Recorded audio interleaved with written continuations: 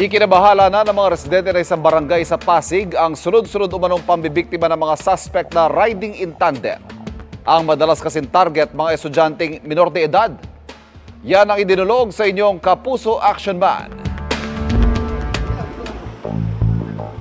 Sa kuha ng CCTV sa P. Gomez Street sa Barangay San Jose sa lungsod ng Pasig, makikita ang paglapit ng riding in tandem sa nakaparadang e-trike. Bumaba ang angkas na tila may aabutin sa mga nakasakay sa e-trike bago mabilis na sisibat.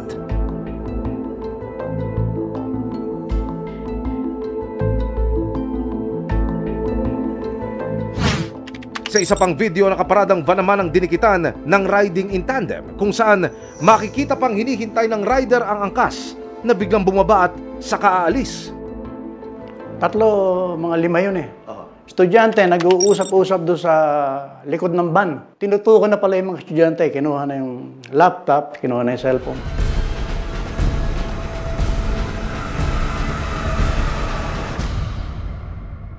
Mga kapuso, ako po'y naririto ngayon sa kalsada kung saan naitala ang insidente ng mga robbery hold-up.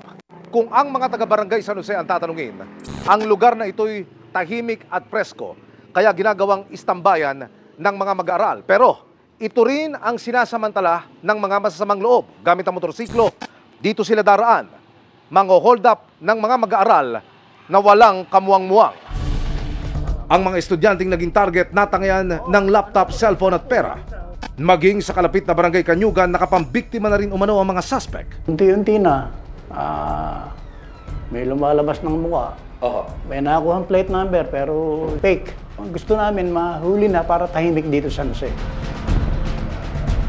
Dumulog ang inyong Kapuso Action Man sa Pasig City Police Station. Agad po tayo nagsagawa ng masusing investigasyon. Sa katunayan po, bumuo ang ating himpilan ng tracker team para hanapin at tugisin po itong dalawang suspect natin na nakasakay ng motor.